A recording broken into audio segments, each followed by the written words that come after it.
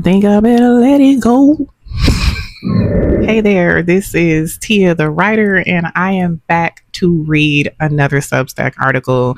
I'm actually doing a YouTube series to where I read my Substack articles out loud, and this week I chose to read an article about letting go of the homies, how opposite sex friendships changed in my 40s.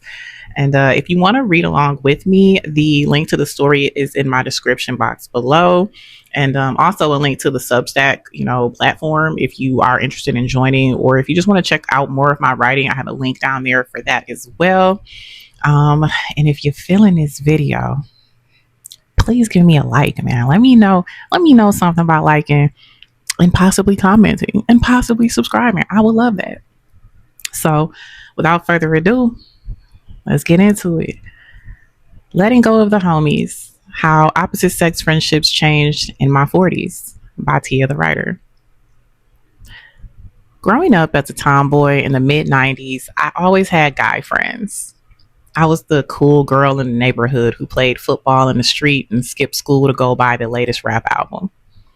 As girls around me began to like the boys in our neighborhood and at school, I looked at those same boys as the homies to shoot the shit with. As I moved into my 20s, I found myself forming real friendship bonds with several guys who will go on to be in my life for years. I even found a way to become genuine friends with a few men I dated after the relationship didn't work out, mainly because I knew how to separate a man's friendship side from his lover boy side. I just understood men, and that was something I prided myself on throughout my 30s until life started to change for all of us. Many of these friendships were formed through the love of hip hop. But unlike the 2002 movie Brown Sugar, the music wasn't enough to sustain the ships forever. Some factors got in the way, like the subtle and blatant differences in our genders and how we often can't fit into each other's worlds without gender being a hindrance. For example, I had a homie who got engaged and, in an attempt to still fit me into his life, told his soon-to-be bride that I would still be an active friend because I was pretty much one of the guys. Damn near a man, even. When he told me that, what he told his fiance, I chuckled a little bit, but later, it didn't sit right with me. Yes, I was cool as hell, still am, but I was still a woman. And that's something he never really saw me as, which was disheartening because I always acknowledged and respected his manhood. From his perspective, he was trying to keep our bond intact while letting his fiance know that I wouldn't be a threat. But there were better ways to go about it without downplaying my womanhood. It made me question myself because I couldn't make sense of his reasoning. I dressed like a feminine woman, had healthy friendships with other women, which he knew about, sustained romantic relationships with men, and yet he saw me as being damn near a man. I couldn't wrap my head around it until I could. I wasn't masculine at all. It was just how he viewed me because we weren't sexually involved. It was his way of compartmentalizing women he was cool with versus the ones he was attracted to, which I get, but there's a flaw in that way of thinking. The flaw was the lack of common respect for the women he wasn't attracted to, the ones he deemed so cool that he equated them to his equals, which were men. But I'm not a man. I'm not a lesbian. I'm not trans. Not that there's anything wrong with that. I was a young, attractive, straight woman who wasn't sleeping with him, and that narrative often doesn't fly in scenarios like relationships, engagements, and marriages. I myself have been in a relationship where I questioned the presence of a young, attractive, straight woman in my man's life.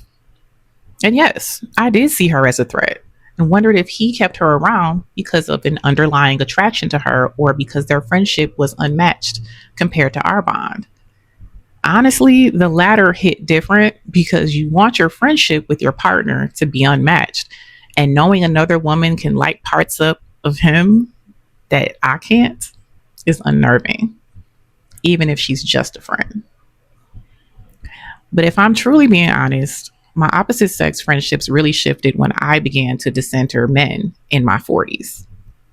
This was only really supposed to be for men in my love life, but the experience made me look at conversations and scenarios with male friends over the years differently. As my perspective changed on how I wanted to be treated by men, love wise, I also started looking at how I wanted to be treated in my platonic friendships as well. The one sided late night phone calls had to end. The hyper masculine jokes at women's expense had to end. The conversations that revealed way too much about a relationship or marriage had to end. The casual use of the words bitch or hoe to describe women most definitely had to end. And I'm embarrassed that I even allowed those things to happen in the first place. I was done being the cool girl who was just one of the guys. I was a woman the whole time and wanted to be treated as such. So, 2 years ago, I let go of the homies, all of them, every single one. I explained my decision to one homie, and he respected me for it. He understood that not all friendships fit into every space you enter in this lifetime. He left the door open for me in case I wanted to come back and shoot the shit for old time's sake. Another homie of mine, however, didn't take it well, and we ended on a sour note.